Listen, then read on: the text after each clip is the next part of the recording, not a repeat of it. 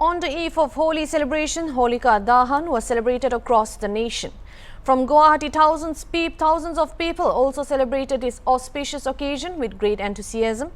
Devotees performed puja during Holika Dahan in Guwahati's Dispur at an event organized by the Dispur Holi Utsav Committee.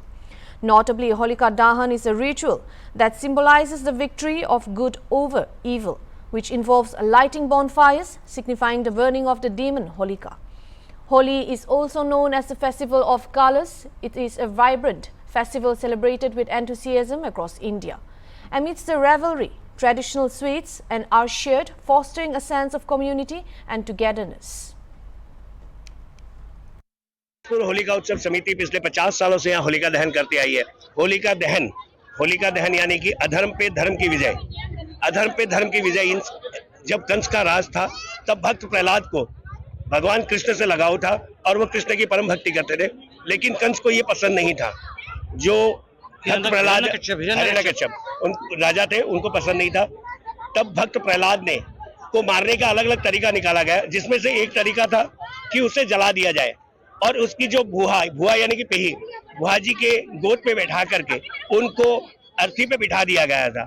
उनकी भुआ जी जिनका नाम होलिका था वो जल के राख हो गई और हमारे भक्त प्रहलाद जो परम भक्त कृष्ण जी के थे वो पूरी अग्नि के बीच में जीवित निकले और जो राख उससे निकली थी उस राख द्वारा जो खेली गई थी उसे हम होली के तौर पे मनाते हैं।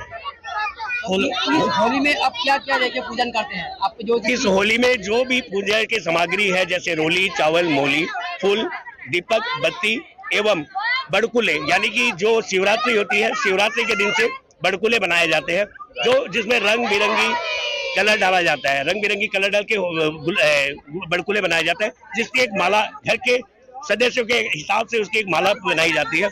उस माला को लेकर के यहाँ चढ़ाया जाता है। उसमें से एक माला घर में रखी जाती है, जिसके पूरे वर्ष पूजा होती है और अगले वर्ष उसे फिर विसर्जन किया जाता है। ये बड़कुला की परंपरा हजारों सालों से चलती आई, जो आज भी कायम है। शहर में रहते हुए भी लोग गोबर की जो व्यवस्था करनी होती है बहुत अच्छी कर लेते हैं। मैं ये कह रही थी कि जो होली जी का जो वरदान मिला हुआ था होलिका देवी को, शिव जी का वरदान मिला हुआ था कि वो कभी जलेंगी नहीं, तो इसीलिए उन्होंने वो प्रहलाद जलाना चाहा प्रहलाद को। लेकिन क्या है कि जब भगवान तो देखते ही है ना कि कौन सही है और कौन गलत है, तो उनको पता है कि प्रहलाद भक्त जो है तो वो भगवान के भक्त है, तो उनका कोई भी बाल बांका कर नहीं सकता। इसीलिए वो उनको लेके बैठी जलाने के, लेकिन खुद जल गई और प्रहलाद भक्त बचे। इसलिए बोलो प्रहलाद भक्त की जय। बना के खिलाते हैं होली वाला को, उसके बाद पूजा करते हैं। पूजा करने के बाद यहाँ आते हैं जलाने के लिए, उनका भोग देते हैं। नहीं, पूजा हमने कर लिया है। अब ये जो हम लोग ये जो खेत बोएंगे और उसमें गीत उत गाएंगे, वो हमारी परंपरा है। ये प्राचीन काल से चली आ रही है ये परंपरा। यही है जो इस पे बुराई पे अच्छाई की जीत होती है। जो इस पे प्रहलाद को गोद पे लेके बैठा था होलिका माता, तो होलिका माता को ये आशीर्वाद मिला था जो वो कभी भी नहीं जलेगी।